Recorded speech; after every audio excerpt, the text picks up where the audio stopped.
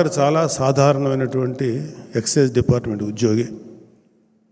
చాలాసార్లు ఆర్థికంగా మేము చాలా ఇబ్బందులు పడిన సందర్భాలు ఉన్నాయి.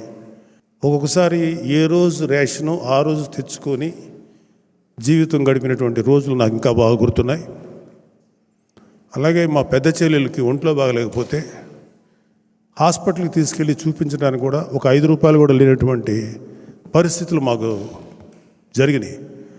సో అప్పుడు మాకు తెలుసు ఒక ఇంటికి ఆ ఇంటికి సంబంధించిన ఏ పిల్లలకు పెద్దవాళ్ళకి ఎవరికైనా సరే ఒక వైద్యానికి సంబంధించిన పరిస్థితులు, ఒక అనారోగ్యానికి సంబంధించిన పరిస్థితులు వచ్చి ట్రీట్మెంట్ చేయాలంటే ఎంత అవస్థలు పడతారు.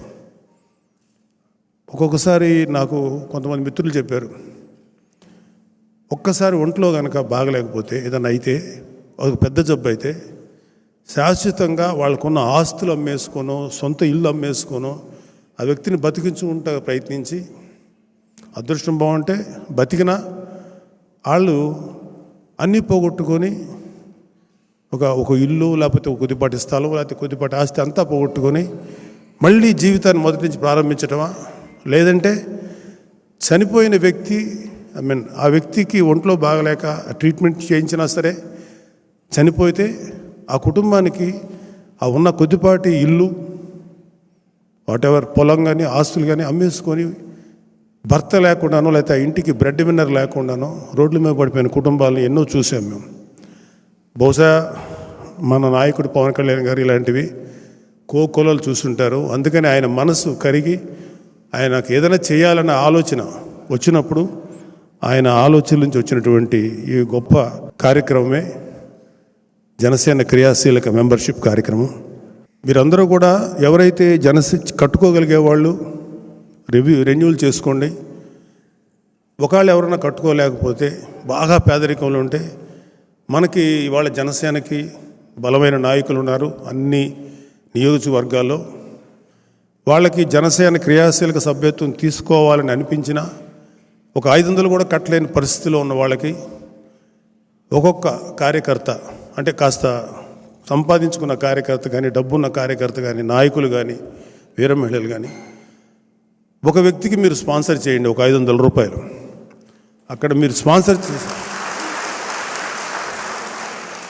వాళ్ళు మెంబర్స్ అవుతారు. ఎట్ ద సేమ్ టైం వాళ్ళకి ఒక భద్రత కల్పించిన వాళ్ళు అవుతారు. అంటే ఒక చాలామంది ఏంటంటే రాజకీయాల్లో తిరిగి పాడైపోయాడు ఎందుకు కాకుండా అయిపోయాడు అని చాలామంది అనిపించుకుంటుంటారు, యూత్ కానీ లేకపోతే చాలామంది నాయకులు కానీ. కానీ ఇవాళ జనసేనలో చేరితే జనసేనలో క్రియాశీలక సభ్యత్వం తీసుకుంటే ముందు మా కుటుంబ సభ్యులకు ఒక భద్రత ఉంటుంది, మాకు జీవితానికి ఒక భరోసా ఉంటుందని నమ్మకం కలగజేసింది. కాబట్టి మీరందరూ కూడా మీకు చేతనంత వరకు మీరు సపోర్ట్ చేయండి. నేను కూడా మన చక్రవర్తి గారిన కానీ హరిప్రసాద్ గారిని చెప్పండి, నేను కూడా కొంత ఎవరన్నా నిజంగా కట్టుకోలేని కార్యకర్తలు ఉంటే వాళ్ళకి కట్టండి.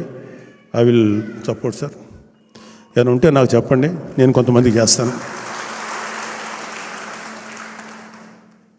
నిజంగా ఇవాళ ఒక ఉన్నతమైనటువంటి వ్యక్తిత్వం, మానవత్వం, త్యాగనిరతి, గ్రేట్ క్యారెక్టర్ ఉన్న పవన్ కళ్యాణ్ గారు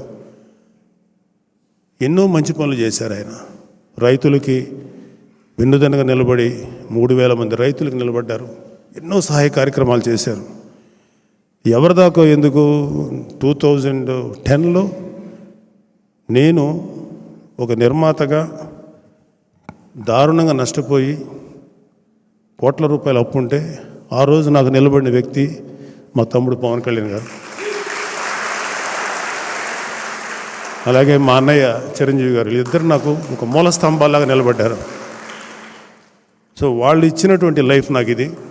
సో ఈ జీవితాన్ని వాళ్ళ యొక్క ఆశయం కోసం, వాళ్ళ కోరిక కోసం నాకు చేతనైనంత వరకు వాళ్ళకి సేవ చేస్తాను. నాకంటూ రాజకీయాల్లో ఎటువంటి ఆశలు లేవు, ఎటువంటి పదవికాంక్ష లేదు. ఈ పార్టీకి అంటే నేను ఒకటి నేర్చుకున్నాను లైఫ్లో, అయితే నువ్వు చాలా గొప్పవాడి అవటానికి ట్రై చేయండి. ఎవరైనా సరే తప్పులేదు, అది చాలా గ్రేట్. కానీ నాకు అంత కెపాసిటీ లేదు, నేను గొప్పవాడిని అవటానికి చేసే అంత దమ్ము నాకు లేదు. కానీ నువ్వు గొప్పవాడి కాకపోయినా ఒక గొప్పవాడికి అండగా నిలబడు, సపోర్ట్గా నిలబడు. నేను అది చేయగలిగాను. సో పవన్ కళ్యాణ్ గారి ఆశయం కోసం, ఆయన ఆశయాలు నిలబెట్టడం కోసం నాకు చేతనైనంతవరకు చేస్తాను. నాకు వయసు సహకరించినంత వరకు చేస్తూనే ఉంటాను. కానీ నిజంగా ఇవాళ మన అదృష్టం కూటమి ప్రభుత్వం రావటం, అలాగే మన తెలుగుదేశం పార్టీ, బీజేపీ, జనసేన కలిసి పోటీ చేసి ఘన విజయం సాధించడం, ఒక గొప్ప అడ్మినిస్ట్రేటర్ అయినటువంటి చంద్రబాబు నాయుడు గారిని మళ్ళీ సీఎంగా చేయటం, ఒక గొప్ప మానవతావాది, మంచితనం, వ్యక్తిత్వం, త్యాగనిరతి ఉన్నటువంటి పవన్ కళ్యాణ్ గారు డిప్యూటీ సీఎంగా చేయటం, దాని నిజంగా మన అదృష్టం.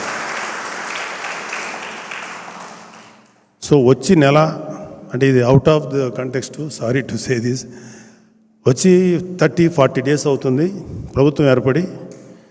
అర్జెంటుగా